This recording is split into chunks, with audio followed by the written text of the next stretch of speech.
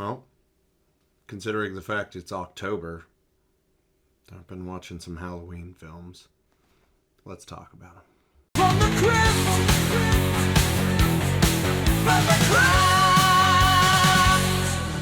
What's going on, everybody? Welcome back to From the Crypt. I'm Derek, and you know what? Yeah, it's October. It's spooky season. We love it. We live for it. Once again, I just want to take this time and thank all of our new subscribers. We are up to 190 subs as of this recording, and I'll just go ahead and politely ask, if you are not subbed and would consider it, that would be super duper cool of you.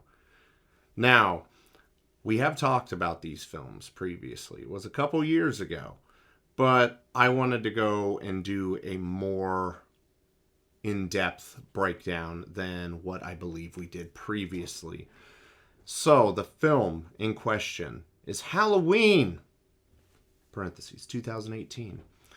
This was directed by David Gordon Green, and this was released October 19th of 2018. And before I start talking about the movie, this movie will forever hold a special place in my heart. And it's not because of the movie, it's just because of where I first saw it in Hawaii on my honeymoon. So, just awesome. And it's also the first time I actually legit told kids to sit the F down and shut the F up because they were being loud and they were entirely way too young to be in a Halloween film with no adult around them. So I guess that makes me old. Whatever, I don't care. They weren't going to ruin this one for me. But this movie has been out almost 7 years. So, spoilers, they are coming. Alright, super quick plot synopsis. After 40 years, Michael Myers escapes, and Laurie Strode is waiting for him this time. Who is in this movie? Okay, we have Jamie Lee Curtis as Laurie Strode, Judy Greer as Karen Nelson, Andy Matichak as Allison Nelson, and James Jude Courtney as The Shape. Before I get into my what's good and my what's bad, I got a question to ask everybody, because I don't think, if it's said in there, I must space out every single time I watch this movie, which is about once, maybe twice a year, just depends. How did Michael escape? Like I said, I don't think it's ever stated in any of the movies out of this trilogy, but my personal belief is Sartain aided him in some way, shape, or form. So, if you guys know for sure, comment it down below, let me know. Or comment and let me know how you think he escaped. Go wild with it. Let's have fun. What's good about Halloween 2018? First thing I'm going to mention. The score. The score. John Carpenter and his son and his friend, they did an absolutely fantastic job with the score for this entire trilogy. So, I'm just going to go ahead and say it. It's going to be the first thing I mention positively for all of these movies because, damn, it is just fire. It is so good. Next up, overall, I thought the story made sense the way it was presented and the way it was written. There is an obvious weak point that I have with this movie, and I know I'm not alone, but something tells me I'll talk about that and what's bad. Michael and his mask, just great. James Jude Courtney did an amazing job.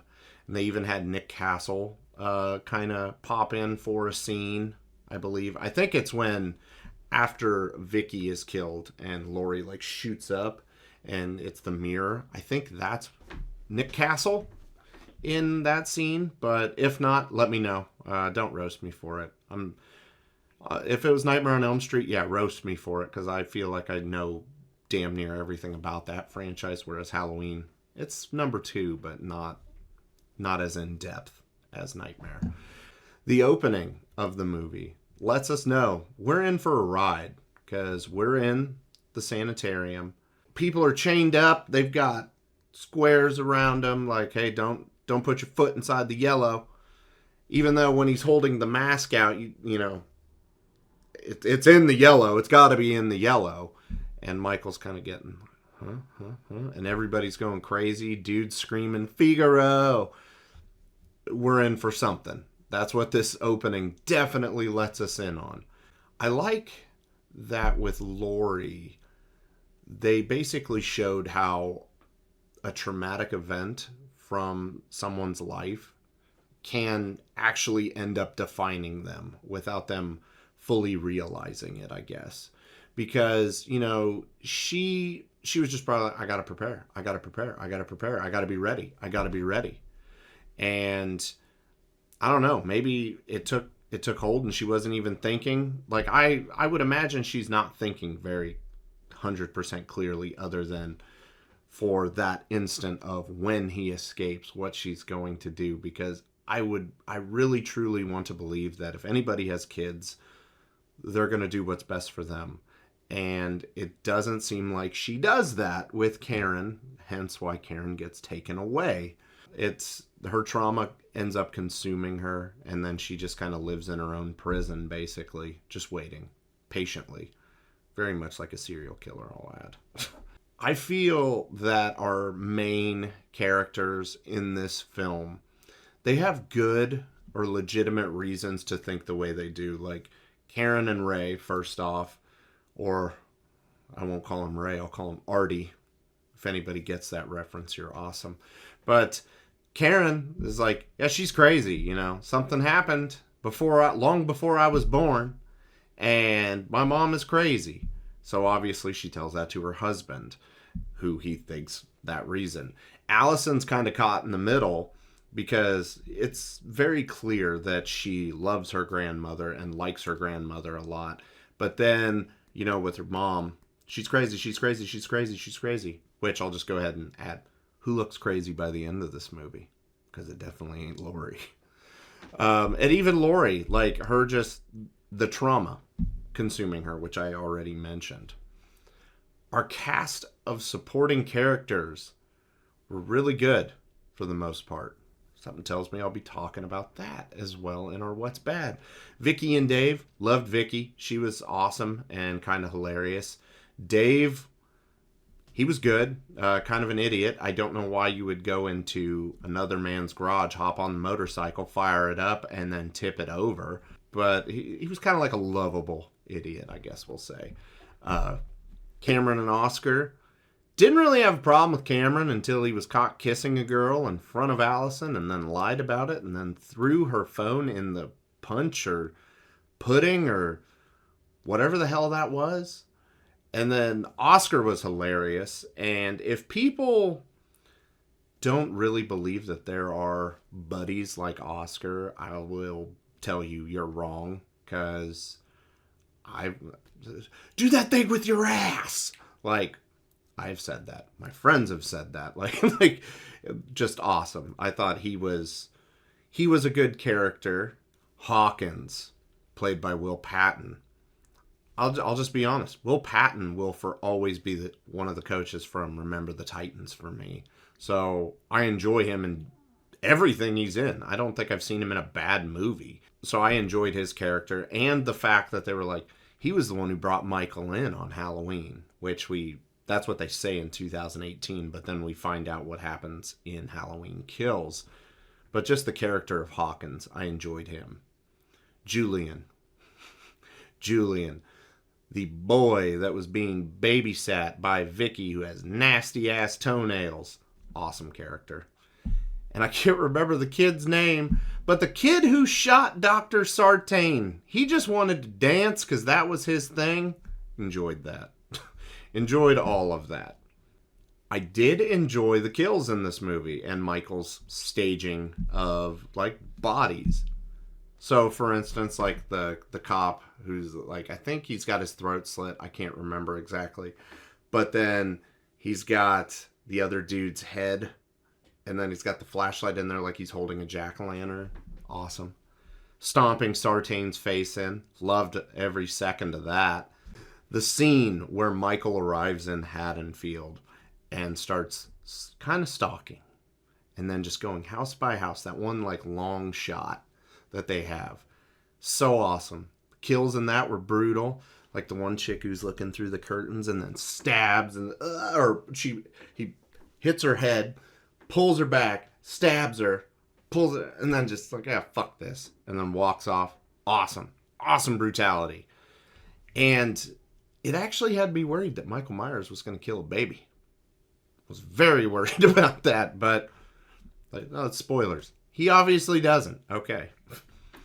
The final showdown at Laurie's compound, because let's face it, that's not a house. It's a compound.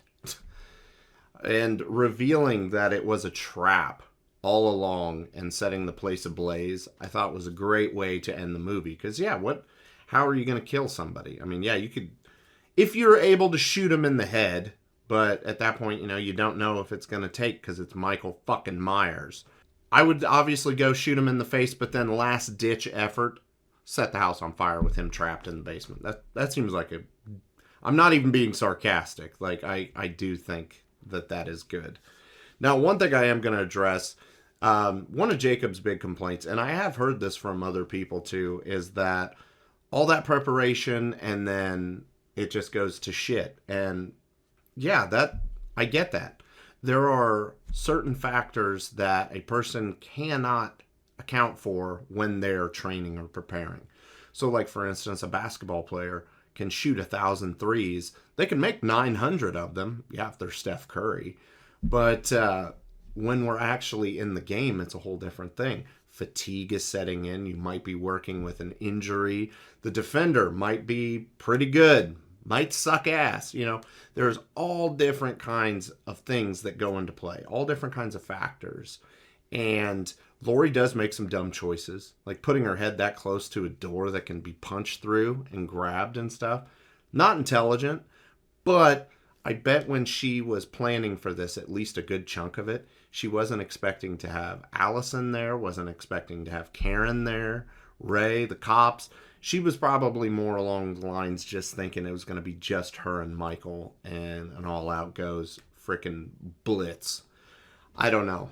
So that would be my only thing I say that, because preparation gets you so far, but when the moment arrives, you're going to have nerves, you'll have jitters, you'll make some dumb choices, you're going to make some good choices, because obviously that's what all the preparation is for. So I guess that would be my counterpoint to that preparation gets you so far, but then the rest of the way it could be 100 different things go wrong. All right, so what's bad about Halloween 2018? Sartain. Yes, I am one of those guys or people that will tell you I do not like Dr. Sartain. At first he was fine, made sense, but then what he does to Hawkins, and I want to see what Michael does. He never says anything, blah, blah, blah, blah, blah. Sartain was stupid and was easily the weakest part of this movie. That when I was watching this for the very first time, I audibly out loud, what the fuck? Like, the movie was riding a high and then dipped because of Sartain. So that's why when he gets his face stomped in, I just loved every second of it. This is just more of a personal thing. How the podcaster girl goes out. I can't remember her name off the top of my head. Erin, I think was her name. Like, come on. You cover true crime. And you can't run away when you have, at that point, 5 seconds would have been long enough. But she has more than that. Or get yourself in a better position where you can actually utilize your weapon. Like, I don't know, when she's beating what's-his-face, or when Michael is beating in the other guy's face, I don't know, maybe get that thing ready and just, yaka, right behind him. We couldn't do that. We sat on the shitter. Oh, no. That was kind of beyond ignorant, if I'm being 100% honest. But we'll move to rewatch by review. Would I rewatch Halloween 2018? Yes. And actually, I find this one to be one of the most rewatchable in the franchise, besides the original and then maybe like Halloween 4. Those are the three of the 4 that I tend to watch a lot. Would I buy this? I already have, and it's actually up there somewhere. I forgot to get it down. Maybe I'll remember for kills and ends. I don't know. What score would I give Halloween 2018? I'm going to give this an 8. This movie was a good way to relaunch the Halloween franchise.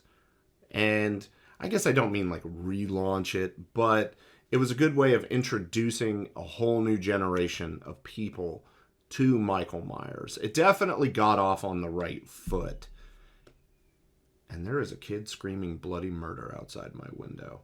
But all in all, this movie is very good, very solid, always a good rewatch. That will do it for Halloween 2018. Make sure to comment your guys' thoughts below. Do you agree? Disagree? Let's be civil. Let's talk. Let's have fun. We all like these movies. No need to argue or be dicks or anything. Drop a like on the video if you enjoyed yourself today. And as I said at the beginning, consider subscribing. That would be super duper freaking cool of you. And yeah, until next time, you guys have a good one. From the Crypt.